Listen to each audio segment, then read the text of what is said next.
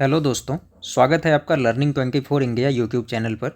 आज हम लोग फंडामेंटल राइट्स में दूसरा लेक्चर रिकॉर्ड कर रहे हैं और ये दूसरा लेक्चर होगा हमारा राइट टू इक्वलिटी के ऊपर। किसके ऊपर? Right to equality. Right to equality पे यह हमारा दूसरा लेक्चर है। शुरू करते हैं हम लोग।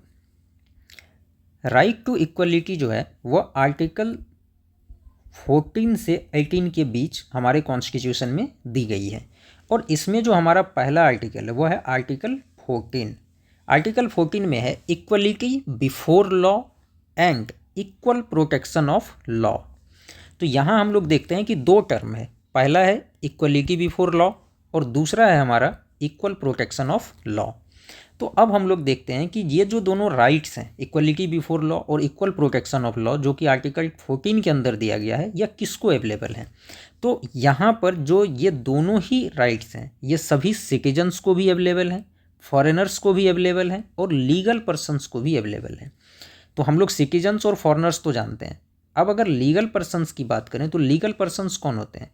कोई भी स्टैट्यूटरी, जो भी स्टैट्यूटरी कॉरपोरेशंस हैं, कोई भी ऑर्गेनाइजेशंस हैं, जो भी स्टैट्यूटरी कॉरपोरेशंस हैं, कोई भी ऑर्गेनाइजेशंस हैं, इन सभी को लीगल पर्सनस के अंदर रखते हैं। और जो आर्टिकल 14 है यह इन्हें भी अवेलेबल होता है। मतलब हम यह कह सकते हैं कि आर्टिकल 14 पर्सन को ही नहीं, इवन जो ऑर्गेनाइजेशंस हैं, जो कॉरपोरेशंस हैं, इनको भी अवेलेबल है। मतलब पर्सनस को भी अवेलेबल है और संस्थाओं को भी अवेलेबल है। तो ये जो राइट्स हैं यह किसी भी सिटीजन को, किसी भी फॉरेनर्स को और किसी भी लीगल पर्सन को डिनाई नहीं किया जा सकता है। मतलब स्टेट इसको डिनाई नहीं कर सकती है। तो यह राइट स्टेट के अगेंस्ट अवेलेबल है। मतलब स्टेट डिनाई नहीं करेगी, क्योंकि equality before law state implement करती है, लॉ को, लॉ से रिलेटेड प्रोटेक्शन स्टेट देती है। तो यह स्टेट के अगेंस्ट आपको अवेलेबल है, ना कि किसी भी इंडिविजुअल के अगेंस्ट। अब यहाँ जो दोनों कॉन्सेप्ट है, इक्वलिटी बिफोर लॉ और इक्वल प्रोटेक्शन ऑफ लॉ, इन दोनों को हम समझते हैं।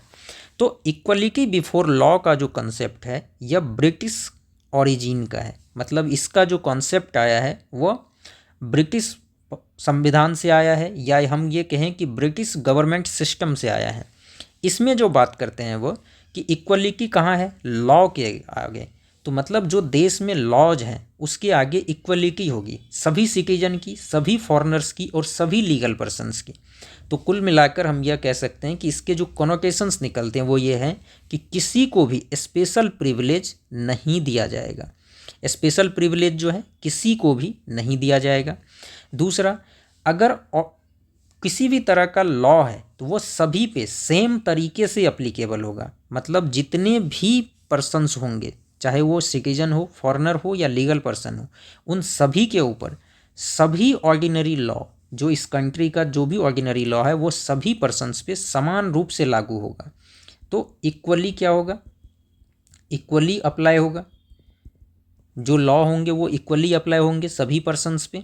और तीसरा यह है कि कोई भी पर्सन लॉ के ऊपर नहीं होगा। मतलब ऐसा नहीं हो सकता है कि कोई लॉ किसी एक पर्सन के लिए सज़ा का प्रावधान करता है, कोई एक लॉ है वो किसी एक पर्सन के लिए उस सज़ा का प्रावधान करता है और दूसरे पर्सन को उस सज़ा से मुक्त कर दे। ऐसा नहीं हो सकता है। सभी पर्सन, चाहे वो कोई भी हो, लॉ के आगे, जो रूल के आगे, कानून के आगे समान माना जाएगा।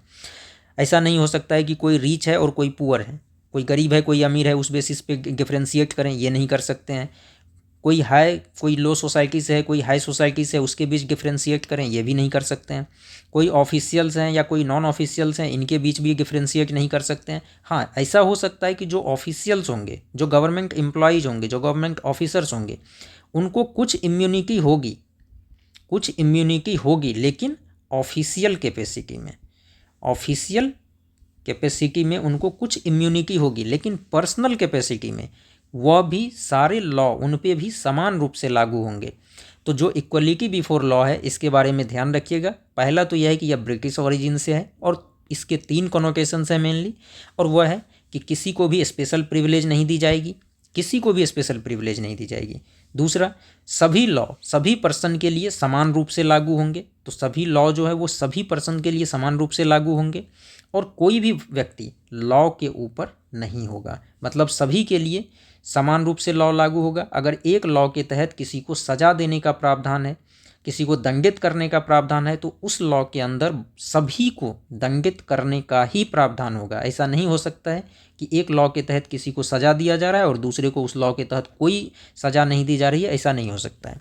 लेकिन कुछ एक्सेप्शंस हैं। तो एक्सेप्शंस में सबसे पहले आते हैं प्रेसिडेंट ऑफ इंडिया और गवर्नर्स ऑफ स्टेट्स।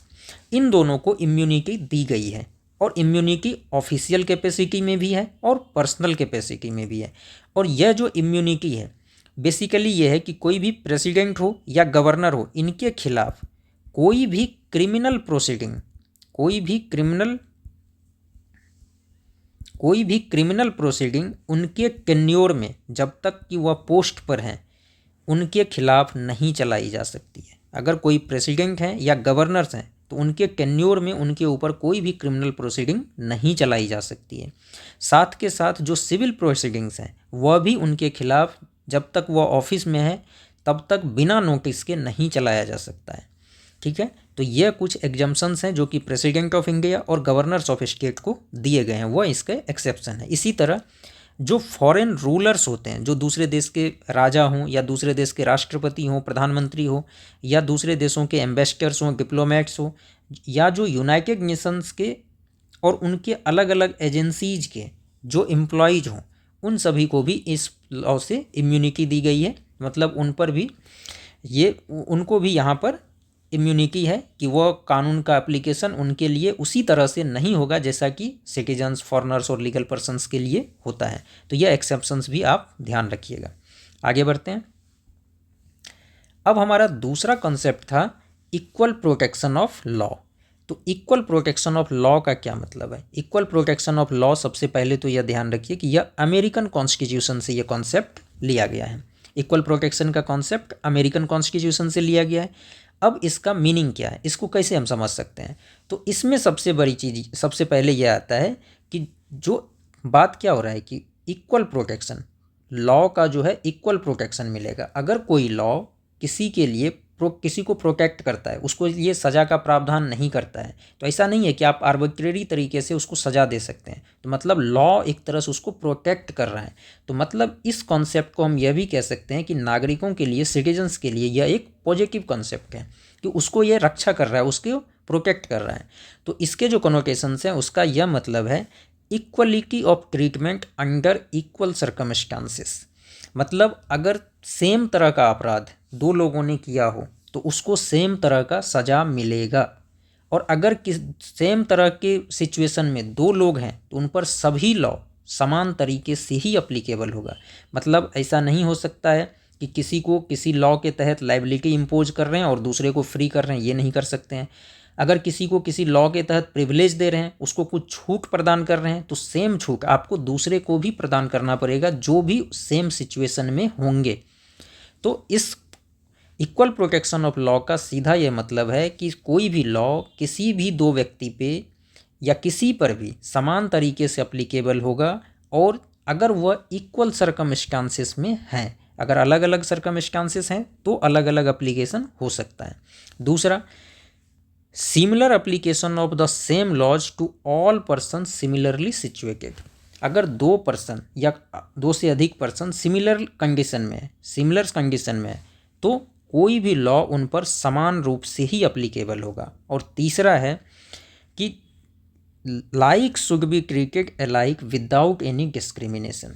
तो जब भी लॉ के एप्लीकेशन की बात आएगी तो दो ऐसे व्यक्ति को जो सेम तरीके से हैं, सेम सिचुएशन में है, सेम सर्कमस्टांसेस में है, उस पर समान रूप से वह लागू होगा, किसी के साथ भी डिस्क्रिमिनेशन नहीं की जाएगी। तो इस तरह से आर्टिकल 14 में दो कॉन्सेप्ट है, इक्वलिटी बिफोर लॉ और इक्वल प्रोटेक्शन ऑफ लॉ।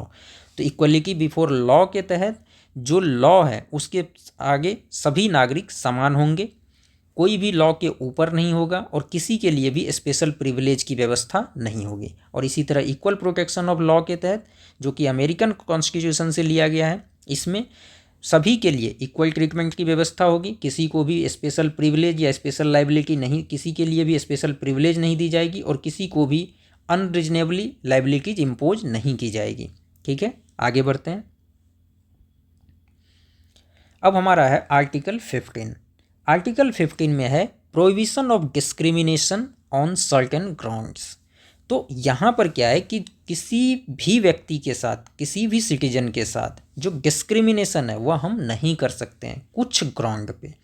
जो कुछ ग्राउंड यहाँ पे डिफाइन किया गया है, इसके अलावा बाकी ग्राउंड पे आप कर सकते हैं, लेकिन जो यहाँ पे सर्टेन ग्राउंड है और इसके अंदर आता है RRCSP, RRCSP, इसको हम डिफाइन करेंगे।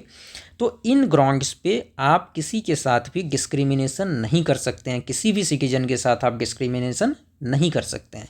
तो स्टेट जो है वह डिस्क्रिमिनेट नहीं करेगी किसी भी सिटीजन के प्रति, किसके बेसिस पर? RRCSP के बेसिस पर। और RRCSP को अगर हम यहाँ पर डिफाइन करें तो RRCSP का मतलब हो गया R फॉर रिलीजियन, दूसरे R का मतलब हो गया रेस, तीसरे C का मतलब हो गया कास्ट, S का मतलब हो गया सेक्स और P का मतलब हो गया place of birth. In 5 basis पे, रिलीजन, रेस, कास्ट, सेक्स और प्लेस ऑफ बर्थ के बेसिस पे स्टेट किसी भी सिटीजन के अगेंस्ट डिस्क्रिमिनेशन नहीं करेगी। और दूसरा यह है कि इन्हीं RRCSP के बेसिस पर किसी भी व्यक्ति को रेस्ट्रिक्ट नहीं किया जाएगा या उस पर कोई भी कंडीशन इम्पोज नहीं की जाएगी। किस चीज़ के लिए?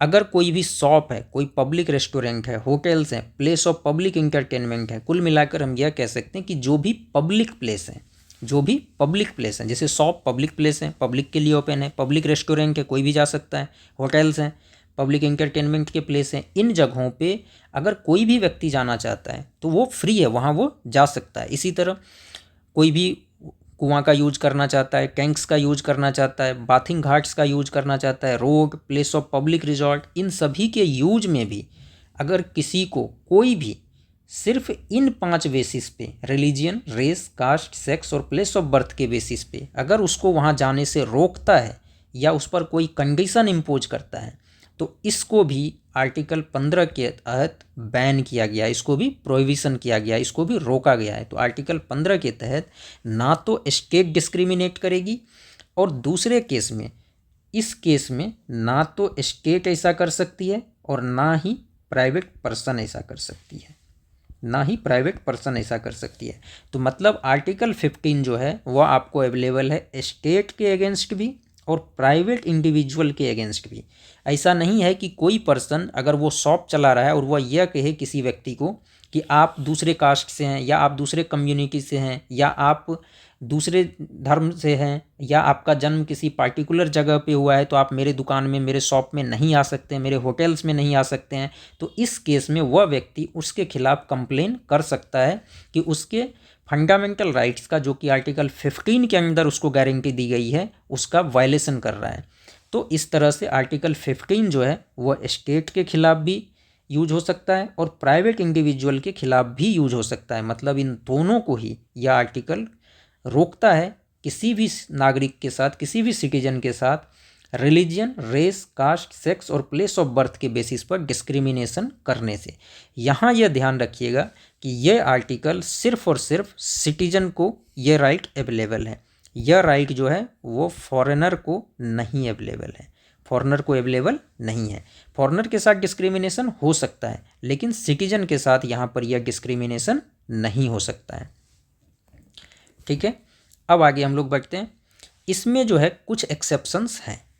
हमने क्या कहा कि किसी के साथ भी डिस्क्रिमिनेशन नहीं करेगी, ना तो स्टेट ना प्राइवेट पर्सन, लेकिन स्टेट को यह पावर दिया गया है कि वह स्पेशल प्रोविज़न बना सकती है। किसके लिए? वुमेन के लिए, चिल्ड्रन के लिए, सोशली और एजुकेशनली बैकवर्ड क्लास के लिए, मतलब हम ये कह सकते हैं ओबीसीज के लिए और SC STs के लिए। ठीक है, तो इस आर्टिकल के तहत ही ये इनके लिए स्टेट स्पेशल प्रोविज़न बना सकती है और इन्हीं प्रोविज़न का इस्तेमाल करते हुए सरकार ने सीटों को रिजर्व किया। कहाँ? तो एक तो लोकल बॉडीज़ में, जो लोकल बॉडीज़ हैं, लोकल बॉडीज़ में महिलाओं के लिए रिजर्वेशन है। इसी तरह जो गवर्नमेंट इंस्टीट्यूशंस हैं उनमें भी रिजर्वेशंस हैं, जो गवर्नमेंट सर्विस हैं उसमें भी रिजर्वेशन है। तो आर्टिकल 15 का यूज करके गवर्नमेंट ने अलग अलग जगह पर रिजर्वेशन की व्यवस्था की महिलाओं के लिए। इसी तरह फ्री एजुकेशन की व्यवस्था की चिल्ड्रन के लिए, जो बच्चों के लिए फ्री एजुकेशन की व्यवस्था की गई वह भी आर्टिकल 15 से ही की गई। और इसी तरह सोशली और एजुकेशनली बैकवर्ड क्लास ओबीसी और एससी एसटी के लिए जो अलग अलग रिजर्वेशन के प्रावधान हैं वह भी आर्टिकल 15 से ही है। तो स्टेट इस तरह से पॉजिटिव डिस्क्रिमिनेशन कर सकती है, यह एक एक्सेप्शन है आर्टिकल 15 के तहत। आगे बढ़ते हैं। अगला आर्टिकल है आर्टिकल 16। आर्टिकल 16 है हमारा equality of opportunity in public employment. मतलब पब्लिक एम्प्लॉयमेंट में किसी भी सिटीजन के साथ भेदभाव नहीं किया जाएगा, सभी सिटीजन को इक्वल राइट होगा पब्लिक एम्प्लॉयमेंट के लिए। मतलब सरकार में अगर कोई भी काम करना चाहता है, अगर कहीं पे कोई वैकेंसी आती है तो सभी नागरिक उसके लिए एलिजिबल होंगे। हाँ, उसके लिए कुछ एजुकेशनल क्राइटेरिया हो सकते हैं, बाकी क्राइटेरिया हो सकते हैं, लेकिन किसी भी सिटीजन के साथ religion, race, caste, sex, place of birth, मतलब ये RRCSP हो गया हमारा, और प्लस एक हो गया डिसेंट और दूसरा रेसिडेंस, इन 7 क्राइटेरिया के बेसिस पर किसी को भी यहाँ पर पब्लिक एम्प्लॉयमेंट में डिबार नहीं किया जा सकता है। सिर्फ इन 7 वजहों से आप किसी को भी पब्लिक एम्प्लॉयमेंट से नहीं रोक सकते हैं, उसको डिस्क्रिमिनेट नहीं कर सकते हैं। तो मतलब सभी नागरिकों के लिए पब्लिक एम्प्लॉयमेंट में अपॉर्चुनिटी की इक्वलिटी होगी और यह आर्टिकल 16 गारंटी देता है। लेकिन यहाँ भी कुछ एक्सेप्शंस हैं, जैसे वुमेन के लिए, सोशली एजुकेशनली बैकवर्ड क्लासेस के लिए और SC ST के लिए। तो मतलब कुल मिलाकर हम यह कह सकते हैं कि स्टेट को यह एम्पावर किया गया है कि वह वुमेन के लिए, OBCs के लिए और SC ST के लिए पब्लिक एम्प्लॉयमेंट में रिजर्वेशन ला सकती है। पब्लिक एम्प्लॉयमेंट में रिजर्वेशन या स्पेशल प्रोविज़न कर सकती है। तो इसी के बेसिस पर सरकार ने अलग अलग एम्प्लॉयमेंट के लिए, जैसे कुछ जगहों पर वुमेन के लिए रिजर्वेशन दिया गया, बाकी देश में SC ST और OBC के लिए रिजर्वेशंस हैं। तो आर्टिकल 16 में पॉजिटिव डिस्क्रिमिनेशन सरकार को करने की अनुमति दी गई है। इसी तरह से कुछ ऐसे भी ऑफिस होते हैं जो कि रिलीजियस ऑफिस होते हैं, रिलीजियस इंस्टीट्यूशंस के ऑफिस होते हैं, किसी धार्मिक संगठन के या किसी जो पंथ होते हैं, कुछ ऐसे भी पंथ होते हैं जो अलग अलग धर्म में कई सारे पंथ चलते हैं, उनके ऑफिस होते हैं। तो अगर उन ऑफिसों में कोई उसके चेयरमैन हो या उनके मेंबर हो, वहाँ पर ऐसा किया जा सकता है कि उसके ऑफिस सिर्फ उन्हीं धर्म के लोगों के द्वारा उस पोस्ट पर भरा जाएगा। तो यह भी एक पॉजिटिव डिस्क्रिमिनेशन है और सरकार ऐसा कर सकती है। ठीक है। अब हम लोग एक चीज़ देखते हैं कि जब सरकार ने इसमें रिजर्वेशन का प्रावधान रखा है कि सरकार वुमेन के लिए, OBCs के लिए और SC ST के लिए रिजर्वेशन कर सकती है, तो सरकार ने इसके लिए प्रयास भी किए। और इसमें जब OBC रिजर्वेशन की बात आती है तो हमें कुछ बिंदुओं को ध्यान रखना चाहिए कि OBC रिजर्वेशन देश में कैसे हुआ और कब हुआ। तो OBC रिजर्वेशन के लिए सबसे पहला प्रयास मोरारजी देसाई गवर्नमेंट ने शुरू की थी। मोरारजी देसाई गवर्नमेंट ने OBC रिजर्वेशन के लिए 1979 ईस्वी में प्रयास शुरू की थी। और मोरारजी देसाई जनता पार्टी की गवर्नमेंट थी। जनता पार्टी की गवर्नमेंट जब 1979 में मोरारजी देसाई की गवर्नमेंट थी, उन्होंने एक कमीशन बनाया था जिसको हम बैकवर्ड क्लास कमीशन कहते हैं। क्या कहते हैं उसको? Backward class commission. और इस बैकवर्ड क्लास कमीशन के चेयरमैन बनाए गए थे BP मंडल। BP मंडल को बैकवर्ड क्लास कमीशन का चेयरमैन बनाया गया और इनसे कहा गया कि जो भी सोशली और एजुकेशनली बैकवर्ड क्लासेस हैं उनकी स्थिति का आकलन कीजिए और सरकार को रिकमेंड कीजिए कि उनके लिए सरकार क्या कर सकती है ताकि उनको समाज में आगे बढ़ाया जा सके। इस तरह से BP मंडल कमीशन बनी और BP मंडल कमीशन ने अपनी रिपोर्ट सबमिट करी। लेकिन इस रिपोर्ट पे 11 साल तक कोई एक्शन नहीं हुआ। 1990 ईस्वी में BP सिंह की गवर्नमेंट ने मंडल कमीशन की सिफारिश को मानते हुए 27% OBC रिजर्वेशन लागू किया। और यह 27% रिजर्वेशन उस समय सिर्फ गवर्नमेंट जॉब के लिए लागू की गई। बाद में यही 27% रिजर्वेशन जो गवर्नमेंट इंस्टीट्यूशंस हैं उसमें भी लागू किया गया। तो यहाँ से हम लोग देख रहे हैं कि 1979 में मोरारजी देसाई गवर्नमेंट ने बैकवर्ड क्लास कमीशन बनाई, BP मंडल उसके चेयरमैन बने।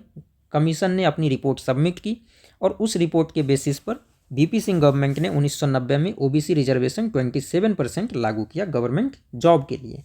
और बाद में 2005-06 में गवर्नमेंट इंस्टीट्यूशन में भी इसी 27% रिजर्वेशन को लागू कर दिया। आगे बढ़ते हैं। जब गवर्नमेंट ने यह डिमांड मानते हुए ओबीसी रिजर्वेशन लागू किया, उसके बाद एक केस हुआ जिसको हम फेमस तौर पर मंडल केस के नाम से जानते हैं। और मंडल केस 1992 में ही सुप्रीम कोर्ट ने क्रीमी लेयर का कॉन्सेप्ट लागू किया। मतलब ओबीसी के अंदर ही एक क्लासिफिकेशन किया गया और यह कहा गया कि अगर कोई ओबीसी मेंबर क्रीमी लेयर के अंतर्गत आता है, जो कि कई सारे क्राइटेरिया के बेस पे था, उसमें मेनली जो क्राइटेरिया था वो था इनकम का। अगर कोई क्रीमी लेयर का पार्ट होगा तो उसे ओबीसी रिजर्वेशन नहीं दी जाएगी। तो क्रीमी लेयर वालों को नो रिजर्वेशन, इसको जो है रिजर्वेशन का बेनिफिट नहीं दिया गया। और सुप्रीम कोर्ट ने यह भी कहा कि टोटल रिजर्व कोटा जो होगा वो 50% से ज़्यादा नहीं हो सकता है। तो जो रिजर्वेशन का एक सीलिंग लगाया गया, जो एक कैप लगाया गया वो था 50% का। साथ के साथ सुप्रीम कोर्ट ने यह भी कहा कि जो 10% रिजर्वेशन किया गया है हायर कास्ट के पुअर सेक्शंस के लिए, वह मान्य नहीं होगा, क्योंकि यह 50% के कैप को वायलेट कर रहा है। और कोर्ट ने उसको रिजेक्ट कर दिया। और इसी 10% को अभी कुछ समय पहले सरकार ने फिर से EWS के तौर पर EWS कम्युनिटी को EWS को 10% जो रिजर्वेशन दी है, एक तरह से हम कह सकते हैं कि ये वही रिजर्वेशन है जिसको 1992 में मंडल केस में सुप्रीम कोर्ट ने रिजेक्ट कर दिया था। साथ ही साथ सुप्रीम कोर्ट ने यह भी कहा कि ओबीसीज के लिए एक परमानेंट स्टैट्यूटरी बॉडी बनाई जाए। और इसी रिकमेंडेशन के बेसिस पर, सुप्रीम कोर्ट के इस रिकमेंडेशन के बेसिस पर 1993 ईस्वी में नेशनल कमीशन बनी बैकवर्ड क्लासेस के लिए। एक पार्लियामेंट का एक्ट आता है 1993 में, और पार्लियामेंट के एक्ट के तहत एक नेशनल कमीशन बनी बैकवर्ड क्लास के लिए। चूँकि पार्लियामेंट के एक्ट से बनी थी, इसलिए ये स्टैट्यूटरी बॉडी थी, इसलिए ये क्या बनी, स्टैट्यूटरी बॉडी हो गई, national commission of backward class. लेकिन 2018 में सरकार ने 102nd अमेंडमेंट एक्ट किया संविधान में, कॉन्स्टिट्यूशन में 102वां संविधान संशोधन किया और एक नया आर्टिकल इसमें इंसर्ट किया, आर्टिकल 338B। और 338B को इंसर्ट करते हुए national commission for backward classes को कॉन्स्टिट्यूशनल स्टेटस दिया। क्योंकि अब क्या हुआ कि जो national commission of backward class है वो कॉन्स्टिट्यूशन के एक आर्टिकल का पार्ट हो गया। तो ये आप लोग ध्यान रखिएगा कि जो बैकवर्ड क्लासेस कमीशन है वो किस तरह से आया। तो यहाँ सबसे पहले ही ध्यान रखना है कि मंडल केस में सुप्रीम कोर्ट ने बैकवर्ड क्लासों के लिए एक कमीशन की सिफारिश की। उसके बेसिस पर 1993 में national commission for backward class बनी पार्लियामेंट के एक्ट के थ्रू। और 2018 में सरकार ने 102वां 102 अमेंडमेंट एक्ट किया, आर्टिकल 338B इंसर्ट किया और कॉन्स्टिट्यूशनल स्टेटस दिया national commission for backward class को।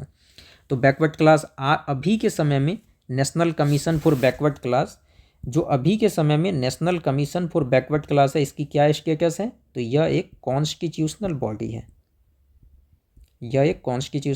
बॉडी है। और इसका जो काम है वह यह फाइंड करना है, अगर किसी भी ओबीसी के खिलाफ कहीं भी कोई एट्रोसिटी होती है तो उसको यह जांच करती है। साथ ही साथ अगर किसी ओबीसी को ओबीसी लिस्ट में इंक्लूड करना है, एक्सक्लूड करना है, या कहीं पर कोई कंप्लेन आता है कि उसको इंक्लूड नहीं किया गया है, तो कुल मिलाकर उसको इंक्लूजन और एक्सक्लूजन दोनों केस को national commission for backward class देखती है। आगे बढ़ते हैं। अगला है हमारा आर्टिकल 17। आर्टिकल 17 है एबोलिशन ऑफ अनटचेबिलिटी। तो अनटचेबिलिटी जो पहले छुआछूत है उसके एबोलिशन का प्रावधान करती है आर्टिकल 17। और आर्टिकल 17 कहती है कि किसी भी फॉर्म में अनटचेबिलिटी अनएक्सेप्टेबल होगा। और अगर कोई भी अनटचेबिलिटी प्रैक्टिस करते हुए पाया जाता है तो वह पनिशेबल ऑफेंस माना जाएगा। वह क्या होगा, पनिशेबल ऑफेंस होगा, और इसके लिए आपको सज़ा हो सकती है। तो पनिशमेंट हो मिल सकता है, आपको पनिश किया जा सकता है लॉ के अकॉर्डिंग। तो अगर सबसे पहले तो यही देखना है कि आर्टिकल 17 ने क्या किया, अनटचेबिलिटी को किसी भी फॉर्म में प्रैक्टिस करने से अनएक्सेप्टेबल माना और उसको एबॉलिश किया। लेकिन फिर भी अगर कोई इसको प्रैक्टिस करता है तो यह कहती है कि आपको पनिशमेंट मिल सकती है, जो लॉ है इसके लिए उसके अकॉर्डिंग। यहाँ एक चीज़ ध्यान रखने वाली बात है कि अनटचेबिलिटी को कॉन्स्टिट्यूशन में कहीं भी डिफाइन नहीं किया गया है। यह ध्यान रखिएगा कि अनटचेबिलिटी को कहीं भी कॉन्स्टिट्यूशन में डिफाइन नहीं किया गया है। तो इसको कैसे मान लेंगे कि किसी के खिलाफ अनटचेबिलिटी हो रही है या नहीं हो रही है? तो इसको सबसे पहले मैसूर हाईकोर्ट ने डिफाइन किया था और यह डेफिनेशन आज भी रिलेवेंट है और इसको कहीं भी आप यूज कर सकते हैं। मैसूर हाईकोर्ट ने कहा था कि अनटचेबिलिटी एक सोशल डिजेबिलिटीज है। क्या है? एक सोशल डिजेबिलिटी है जो कि इम्पोज किया जाता है सर्टेन क्लास के ऊपर। किसके ऊपर? सर्टेन क्लास के ऊपर। है क्या ये? एक सोशल डिजेबिलिटी है। इम्पोज किस पे हो रहा है? सर्टेन क्लास के ऊपर। और किस बेसिस पर? Reason of their birth in certain caste, क्योंकि उसका बर्थ हुआ है कुछ विशेष जाति में, कुछ सर्टेन कास्ट हैं उसमें जन्म हुआ है। तो मैसूर हाईकोर्ट ने कहा कि जो अनटचेबिलिटी है यह एक सोशल डिजेबिलिटी है जो कुछ खास वर्गों के ऊपर, कुछ खास वर्ग में जो जन्म लिए हैं लोग, उसके ऊपर लागू होता है, और सिर्फ इसलिए क्योंकि उसका जन्म उस खास कास्ट में हुआ है, उस विशेष जाति में हुआ है। तो यह डेफिनेशन ध्यान रखिएगा। अब यहाँ पर यह देखिए कि ये जो आर्टिकल है, यहाँ जो यह राइट है, यह दोनों के खिलाफ अप्लीकेबल है, स्टेट के खिलाफ भी और प्राइवेट इंडिविजुअल के खिलाफ भी। अगर स्टेट अनटचेबिलिटी को प्रैक्टिस करती है किसी भी फॉर्म में तो स्टेट को भी कोर्ट पनिश कर सकती है, और अगर कोई प्राइवेट इंडिविजुअल इसको प्रैक्टिस करता है तो उसके खिलाफ भी पनिशमेंट मिल सकता है, उसे भी पनिशमेंट मिल सकता है। आगे बढ़ते हैं। अगला है हमारा एबोलिशन ऑफ टाइटल्स, और यह है आर्टिकल 18 के अंदर। आर्टिकल 18 में दिया गया एबोलिशन ऑफ टाइटल्स। इसमें यह है कि जितने भी तरह के टाइटल्स हैं उस सभी को एबॉलिश किया जाता है। मतलब स्टेट किसी को भी कोई भी टाइटल नहीं देगी। स्टेट किसी को भी कोई भी टाइटल नहीं देगी। बस दो ही एक्सेप्शन होगा, एक तो होगा मिलिट्री से रिलेटेड टाइटल और दूसरा होगा एकेडमिक डिस्टिंक्शन। अगर स्टेट चाहे तो किसी को मिलिट्री से रिलेटेड टाइटल दे सकती है, जैसे कई सारे चक्र मिलते हैं, परमवीर चक्र, शौर्य चक्र, ये सब। और एकेडमी से रिलेटेड डिस्टिंक्शन मिल सकते हैं, जैसे एकेडमी में गोल्ड मेडलिस्ट को कोई टाइटल देना हो या कुछ इस तरह का, तो वो दे सकते हैं। और ये जो टाइटल है स्टेट किसी को नहीं देगी, मतलब उसमें सिटीजन भी आएंगे और फॉरेनर भी। किसी फॉरेनर को भी स्टेट इस तरह से कोई भी टाइटल नहीं देगी। दूसरा, इसमें एक प्रोविज़न ये भी है कि कोई भी सिटीजन जो इंडियन सिटीजन है वो किसी दूसरे देश से कोई टाइटल एक्सेप्ट भी नहीं करेगा। और तीसरा है कि अगर कोई फॉरेनर इंडिया में ऑफिस ऑफ प्रॉफिट होल्ड करता है, मतलब सरकार के अंदर या सरकार से संबंधित किसी भी जगह पर काम कर रहा है, तो वह किसी फॉरेन स्टेट से बिना राष्ट्रपति के परमिशन के, बिना प्रेसिडेंट के कंसेंट के कोई टाइटल एक्सेप्ट भी नहीं करेगा। तो इसमें 3 बातें ध्यान रखिएगा। पहला है कि ना तो स्टेट किसी को टाइटल देगी, ना कोई सिटीजन किसी दूसरे कंट्री से कोई टाइटल एक्सेप्ट करेगा, और ना ही कोई फॉरेनर अगर इंडिया में कोई ऑफिस होल्ड करता है गवर्नमेंट के अंदर, तो वह किसी फॉरेन इंस्टीट्यूशन से, किसी भी फॉरेन स्टेट से कोई भी टाइटल बिना प्रेसिडेंट के कंसेंट के एक्सेप्ट भी नहीं करेगा। ठीक है। और इसी आर्टिकल 18 के अंदर जो पहले टाइटल चलते थे, महाराजा, राज बहादुर, राय बहादुर, राय साहब, दीवान बहादुर, इस सभी को बैन कर दिया गया, इस सभी को एबॉलिश कर दिया गया। क्या कर दिया गया? एबॉलिश कर दिया गया। ऐसे कोई भी टाइटल आज के समय में किसी को नहीं दिया जा सकता है। अब सवाल उठता है कि जो नेशनल अवार्ड्स हैं हमारे, उसकी क्या स्टेटस है? तो जितने भी नेशनल अवार्ड्स हैं, और नेशनल अवार्ड्स कौन कौन से हैं? भारत रत्न है, पद्म विभूषण है, पद्म भूषण है और पद्मश्री है। इन सभी को टाइटल नहीं माना जाता है, और ये जो भी अवार्ड हैं ये आर्टिकल 18 के अंदर ही दिए जाते हैं। तो जो नेशनल अवार्ड्स हैं, भारत रत्न, पद्म विभूषण, पद्म भूषण, पद्मश्री, ये सभी आर्टिकल 18 के अंदर ही दिए जाते हैं और इसको टाइटल नहीं माना जाता है। और जो अवार्डी होते हैं उस पर एक कंडीशन होता है कि वह इसको ना तो अपने नाम के पहले और ना ही अपने नाम के बाद में इसको इस्तेमाल कर सकता है। मतलब जो अवार्डी हैं नेशनल अवार्ड्स के, वो इन अवार्ड्स को एज ए प्रेफिक्स या एज ए सफिक्स यूज नहीं कर सकता है, यूज नहीं कर सकता है। तो इस तरह से आप यह जो आर्टिकल्स हैं, आर्टिकल 14 टू आर्टिकल 18, जो कि राइट टू इक्वलिटी से संबंधित है, इसको आप लोग ध्यान रखिएगा। तो राइट टू इक्वलिटी पर यह हमारा लेक्चर यहीं पर ख़त्म होता है। अगले लेक्चर में मिलते हैं। धन्यवाद।